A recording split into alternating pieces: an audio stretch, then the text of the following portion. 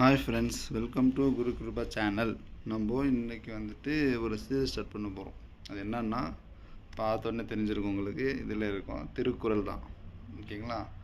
இந்த திருக்குறள் வந்துட்டு ரொம்ப இம்பார்ட்டன்ட்.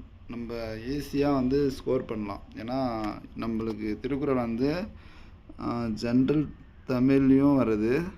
அதே மாதிரி வந்துட்டு இப்போ ஜிஎஸ்சில் பார்த்தோம்னா யூனிட் 8 அப்புறம் யூனிட் 9 இதுலேயும் வருது. ஓகேங்களா? ஜென்ரல் தமிழ் எப்படி இருந்தாலும் ஒரு 4 to 5 கொஸ்டின் வச்சுக்கோங்க. ஓகேங்களா? ஜிஎஸ்லேயும் யூனிட் 8லேயும் 4 நான் மினிமமாக சொல்கிறேன். மினிமம் ஒரு 10 கொஸ்டின் ஆகுது. ஓகேங்களா? திருக்குறள்னும் போது நான் வந்துட்டு திருக்குறள் இது டைரெக்டாக கேட்கணும்னு சொல்ல வரல. அந்த நூல்வெளியாக இருக்கலாம், இந்த மாதிரி எல்லாம் திருக்குறள் பற்றி வரும் இல்லைங்களா? அதுலேருந்து சொல்கிறேன். அதான் ஒரு மினிமம் ஒரு 10 கொஸ்டின் ஆகுது நம்மளுக்கு திருக்குறள்லேருந்து கேட்குறாங்க. அதுக்காக தான் நம்ம என்ன பண்ண போகிறோம்னா டெய்லியும் இது கஷ்டப்பட்டு படிக்க வேண்டிய நம்ம பொருளை புரிஞ்சு படித்தாவே நம்மளால் ஈஸியாக இந்த 10 கொஷின் ஈஸியாக அட்டன் பண்ண முடியும். ஓகேங்களா? இப்போ அதனால் டெய்லியும் ஒரு 10 திருக்குறளாக நம்ம வந்துட்டு டீச் பண்ணி போட போகிறோம். சரிங்களா? டெய்லி ஒரு 10 நிமிஷம், மினிமம் ஒரு 10 நிமிஷத்துக்குள்ளே தான் இருக்குது எல்லாமே.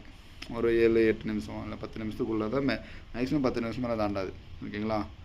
ஓகே, இந்த மாதிரி பார்க்க போகிறோம். இந்த இதுக்கு பேர் திருக்குறள் சீரீஸ் பண்ணிட்டு பார்ட் 1 பார்ட் 2ன்ற மாதிரி நம்ம 6th எப்படி எல்லாம் இந்த திருக்குறளை கவர் பண்ண போகிறோன்னா, இப்போது நம்மக்கிட்ட இருக்க சோர்ஸ் என்னது 6 to 12th புக்கு, இது நியூ புக்கு. அதுக்கப்புறம் 6 to 12 ஓல்டு புக்கு. சரிங்களா? நியூவும் அந்த ஓல்டும் சேர்த்து நம்ம வந்து டெய்லி 10 குறளாக சைடாக டெய்லி வரும். இந்த வந்து இந்த சீரீஸில் இருக்கிற இந்த வீடியோஸ் திருக்குறள் வீடியோஸ் வந்து டெய்லி வரும். 1 or 2 வீடியோஸ் இல்லை 3 வீடியோஸ் கூட வரலாம் இந்த மாதிரி. ஆனால் டெய்லி ஒரு வீடியோ கம்பல்சரி இந்த திருக்குறள்லேருந்து இருக்கும். இது சைடாக கொஞ்சம் பார்த்துட்டு வந்தீங்கன்னா நம்ம திரும்ப புக் வச்சு படிக்க வேண்டிய அவசியம் இல்லை. ஈஸியாக நம்மளுக்கு மைண்டில் நின்றுடும். ஒரு வாட்டி பார்த்துவே நின்றுடும். ஓகேங்களா? ஓகே, சரிங்களா? இன்றைக்கி ஃபஸ்ட்டு வீடியோ பார்ப்போமா? ஓகே, வாங்க வீடியோக்குள்ளே போவோம். திருக்குறள். நம்மளுக்கு திருக்குறள்னாவே என்ன ஞாபகம் வரும்? நம்மளுக்கு 7 அடி, இங்கே மேலே ஒரு 4 அடி, கீழே வந்து ஒரு 3 அடி, 7 அடியில் சொல்லியிருக்கிற குறள் தான் திருக்குறள். ஓகே, இது ஞாபகம் வச்சுக்கணும். ஓகே, பாருங்கள். மக்கள் பயனுள்ள முறையில் வாழ வழிகாட்டியாக அமைவை அறநூல்கள். சரி, அறநூல்களில் உலக பொதுமறை என்று போற்றப்படும் சிறப்பு பெற்றது நம் திருக்குறள். உலக பொதுமறை திருக்குறள். திருக்குறளில் இல்லாத செய்திகளே இல்லையா? ஆமாம், கண்டிப்பாக இல்லை. வாழ்க்கைக்கு தேவையான நம்ம வாழ்க்கை பற்றியும் திருக்குறளை பார்த்துக்கிட்டு நம்ம எப்படி வாழணுன்றதையும், ஒரு ஆட்சி செய்யணுன்னா மன்னர் வந்து அதை இடுக்க நலியாமல் ஒரு அதிகாரர்கள் அதில் ஒரு மன்னன் எப்படியெல்லாம் இருக்கணும்னுட்டு இது மாதிரி எல்லாத்துலேயும் திருக்குறள் பற்றி இருக்கும். ஓகேங்களா? 7 சொற்களில் மனிதர்களுக்கு அறத்தை கற்றுத்தர திருக்குறளை பயிலுவோம், வாழ்வில் பின்பற்றுவோம். எந்த ஒரு மனிதன் வந்து திருக்குறள் சொல்லியிருக்க வார்த்தைகளெல்லாம் வச்சு பின்பற்றினா அவனோட வாழ்க்கைன்றது ரொம்ப சிறப்பானதாக அமையும். இது சொல்லப்படாத உண்மை தான் கண்டிப்பாக. ஓகேங்களா? ஓகே, சரி வாங்க பார்ப்போம். இந்த குறள் எதுலேருந்து நான் எடுத்திருக்கேன்னா 6th புக்லேருந்து எடுத்துருக்கோம். 6th-லேருந்து 12th வரைக்கும் அப்படியே பார்ட் 1 பார்த்துட்டு போவோம். ஓகே வாங்க. அகர முதல எழுத்தெல்லாம், இது எல்லாருக்கும் நல்லா தெரியும். அகர முதல எழுத்தெல்லாம் ஆதி பகவான் முதற்றே உலகு. அகர முதல எழுத்தெல்லாம் ஆதி பகவான் முதற்றே உலகு அப்படின்னு என்னென்னா, அகரமே எழுத்துக்களுக்கு தொடக்கம். இந்த ஆதான் எழுத்துக்களுக்கு தொடக்கமே சொல்லும்போது ஆதி பகவான் உலகிற்கு தொடக்கம். ஆதி பகவான்ன்றவர் தான் உலகிற்கு தொடக்கம் அப்படின்னு சொல்கிறாங்க. ஓகே, புரியுதா? இது ஈஸியாக தான் எல்லாருக்கும் தெரியும் தான். ஓகே, வான் சிறப்புலேருந்து பாருங்கள். விண்ணின் பொய்ப்பின் விரிநீர் வியன் உலகத்து உள் நின்று உடற்றும் பசி. இப்போது மழை வந்து இப்போ காக்கிறது மழை தான், அந்த அழிக்கிறது மழை தான்ன்ற மாதிரி தான் இந்த குறளோட இது என்னன்னு பாருங்கள். மழை உரிய காலத்தில் பெய்யாது போனால் உலகத்து உயிர்களை எல்லாம் பசி துன்புறுத்தும். சரிங்களா? மழை வந்து உரிய காலத்தில் பெய்யாது போனால், பெய்யலைன்னா அது வறுமை பட்டினி இந்த மாதிரிலாம் வருங்களா, அதனால மக்கள் வந்து துன்புறுவாங்க. அதே மழை வந்து உரிய காலத்தில் பெஞ்சும் மக்களை வந்து காப்பாற்றுறதும் மழை தான். ஓகேங்களா? விண்ணின்று பொய்ப்பின் வீரினீர் வியனுலகத்து உள்நின்று உடற்றும் பசி. ஓகே, இது வந்து பெய்யாமல் போகிறதுக்காக ஒரு குறள் கொடுத்தாரு. இது பெய்யுது, அது இது தீமைக்காக. தீமைனா பெய்யலானா என்னென்ன நம்மளுக்கு தீமை ஏற்படும் அதுக்காக வந்து விண்ணின்று பொய்ப்பின் வீரினீர் வீண் உலகத்து உள்நின்று உடற்றும் பசி ஆச்சு. அன்னைக்கு பாருங்கள். கெடுப்பதும் கெட்டாருக்கு சார்வாய் மற்றாங்கே எடுப்பதும் எல்லாம் மழை. ஓகேங்களா? உரிய காலத்தில் பெய்யாது கெடுப்பது மழை தான் சொன்னால, உரிய காலத்தில் பெய்யல கெடுப்பது மழை தான். உரிய காலத்தில் பெய்யுது காப்பதும் மழை தான். இந்த மாதிரி இந்த கெடுப்பதும் கெட்டாருக்கு சார்வாய் மற்றாங்கே எடுப்பதும் எல்லாம் மழை ஞாபகம் வந்தாலே இந்த மீனிங் நம்மளுக்கு ஞாபகம் வந்துடணும். ஓகே, உரிய காலத்தில் பெய்யாது கெடுக்கிறது மழை தான், உரிய காலத்தில் பெய்யுது காக்கிறது மழை தான். ஓகே பாருங்கள். நீத்தார் பெருமை செயற்கரிய செய்வார் பெரியர் சிறிய செயற்கரிய செய்களாதார். இப்போது முடியாத செயலை முடித்து காட்டுபவர் தான் பெரியவங்க. இப்போ ஒரு செயலை முடியாதுன்னா என்னால் முடியும் இப்போ முடிச்சிடணும், அந்த மாதிரி முடிச்சு காட்டுறது தான் பெரியவங்க. முடியாதுன்றவங்க யாரும் சிறியவங்க. இப்போ நம்ம டிஎன்பிஎஸ்சி எடுத்துக்கோங்க. நான் இந்த ஒரு டிஎன்பிஎஸ்சி படிக்கணும்னு நம்ம படிச்சுட்டு நம்மளால் முடியுன்றதால தான் படிக்கிறோம். அதனால் நம்ம படித்து முடித்து காட்டணும். அப்படி காட்டினா தான் நம்ம எல்லாமே ஒரு இப்படி ஒரு ஆஃபீஸர் ரேஞ்சுக்கு இல்லைன்னா ஒரு அறிவாளி இல்லைன்னா பெரியவங்கன்ற மாதிரி நினச்சிக்கணும். அதே இந்த டிஎன்பிஎஸ்சி யாருப்பா படிக்கிறது, இதெல்லாம் ரொம்ப கஷ்டம், இதெல்லாம் என்னால் கிளியர் பண்ணவே முடியாது என்ற மாதிரியெல்லாம் இருந்துச்சுன்னா அவங்க வந்துட்டு சிறியவங்க. அவனுக்கு எதுவுமே தெரிய மாட்டேங்குது, அதோட நன்மை தெரியறதில்ல, அது கிளியர் பண்ணும்போது அதனால் வர்ற பெருமை நம்மளுக்கு தெரியறதில்ல. நம்ம நாட்டுக்காக நம்மளால் முடிஞ்ச ஒரு நம்மளால் சர்வீஸ்ன்றது எவ்வளோ ஒரு விஷயம். அதெல்லாம் கடவுள் நம்மளுக்கு ஒரு வாய்ப்பை கொடுக்கணும். கொடுக்குறதுக்காக நம்ம உழைச்சிட்டே இருந்தால் கண்டிப்பாக ஒரு நாள் அந்த வாய்ப்பு நம்ம கடவுள் அந்த வாய்ப்பை நம்மளுக்கு கொடுப்பார் இல்லைங்களா. அதை தான் சொல்ல வரேன். நான் ஏன் இவ்வளோ சொல்கிறேன்னா இந்த மாதிரி சொல்லும்போது தான் உங்களுக்கு ஃப்ளாஷ் ஆகிடணும் இல்லைங்களா, அதனால தான் சொல்ல வரேன். ஓகே. செயற்கரிய செய்வார் பெரியர், சிறிய செயற்கரிய செய்கலாதார். முடியாத செயலை முடித்து காட்டுபவர் தான் பெரியவர். சொன்னால முடியாது என்பவர் சிறியர். ஓகே பாருங்க.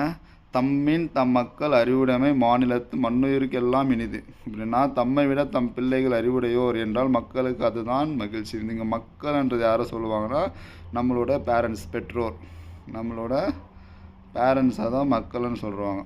இப்போது நம்ம அம்மா ஒரு டீச்சராக இருக்காங்கன்னு வச்சுக்கலாம். நம்ம இப்போ எனக்கு அம்மா இருப்பாங்க, நம்ம எல்லாருக்கும் அம்மா இருப்பாங்க, அப்பா இருப்பாங்க. அவங்க வந்து நம்ம அம்மா அப்பா ஒரு டீச்சர்ஸ்ன்னு வச்சுக்கோம். நம்ம வந்து படித்து ஒரு டெப்டி கலெக்டர் ஆகிடுறோம். டிஎன்பிஎஸ்சியில் படித்த எக்ஸாம் எழுதி டெப்டி கலெக்டர் ஆகிட்டும் போது இப்போது ஒருத்தர் வந்து சொல்கிறாரு, தான் பையன் இந்த பையன் அவங்க அம்மாவை விட பெரிய நிலைமைக்கு வந்துட்டான், அவங்க அப்பாவை விட பெரிய நிலைமைக்கு வந்து வாழ்ந்து காட்டுறான், நல்லது பண்ணுறான் மக்களுக்குன்ற மாதிரி நம்ம அம்மா அப்பா கிட்ட சொல்லும்போது அதுதான் அவங்களுக்கு பெருமை, அதுதான் அவங்களுக்கே பெருமைன்றது தான் இந்த குறள். புரியுங்களா. ஓகே.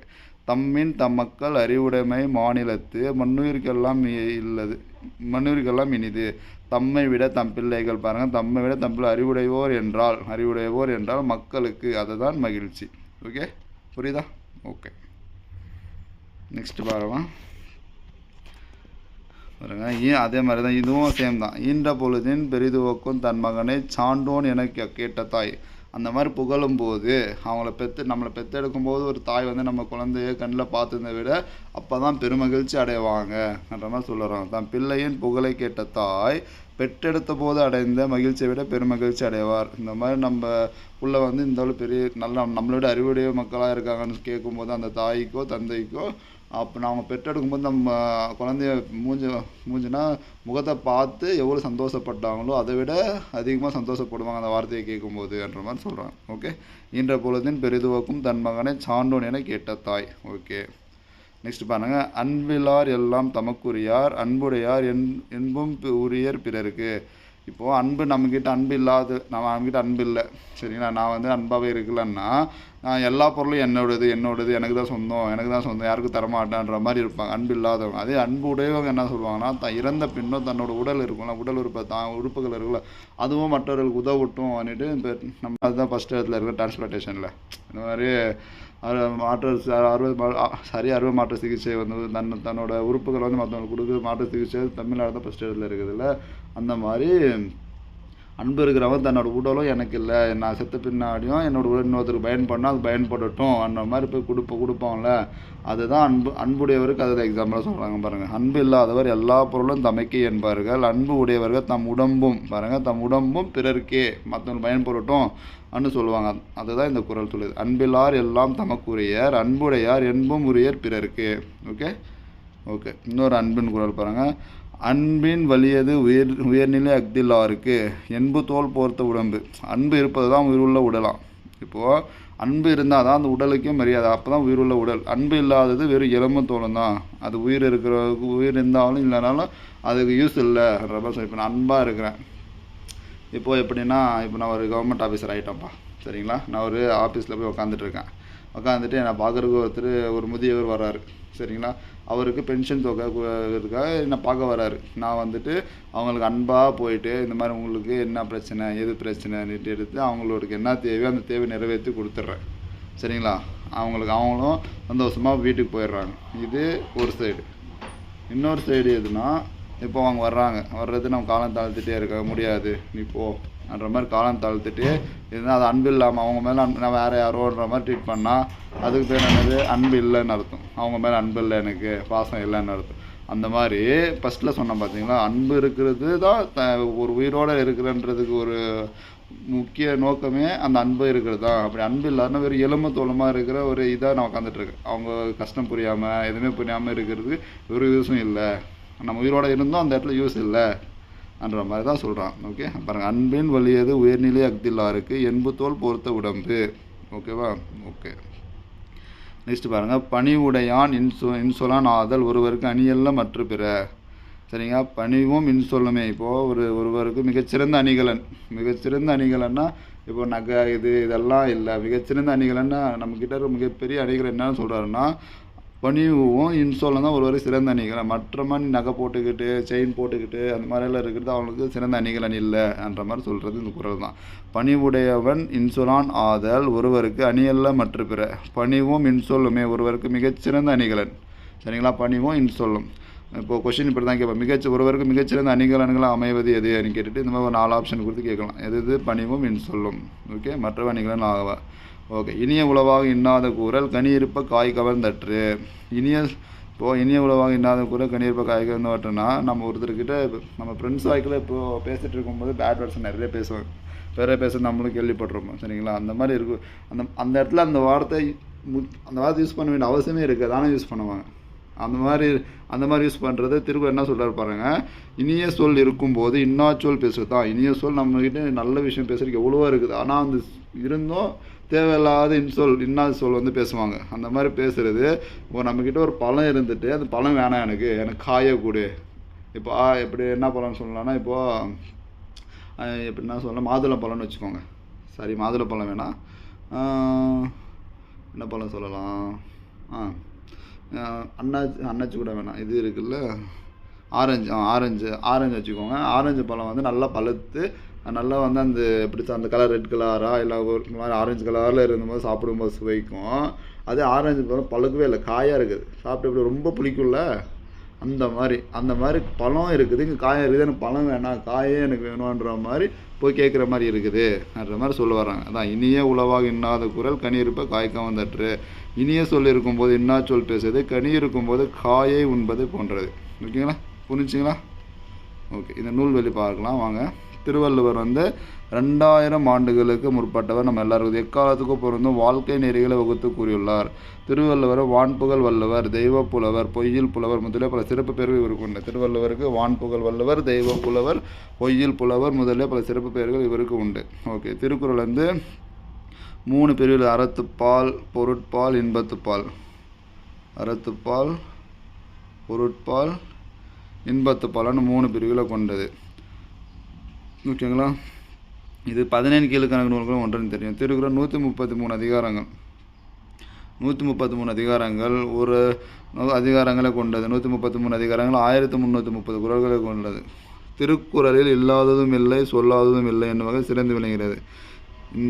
இதை ஒருத்தர் சொல்லியிருப்பார், திருக்குறளில் இல்லாததும் இல்லை சொல்லாததும் இல்லை என்னும் வகை சிறந்து விளங்குகிறது அப்படின்ட்டு ஒருத்தர் சொல்லியிருப்பார். அவர் யாருன்னு தெரிஞ்சுங்கன்னா கமெண்ட்டில் சொல்லுங்கள். சொல்லிங்களா, திருக்குறளிலும் இல்லாததில்லை சொல்லாதில்லை என்னும் வகை சிறந்து விளங்குகிறது அப்படின்ட்டு ஒருத்தர் சொல்லியிருப்பார். ஏன்னா நம்ம அறிஞர் தான். ஓகேங்களா, தமிழ் அறிஞர். திருக்குறளுக்கு உலக பொதுமறை வாயிறே வாழ்த்து.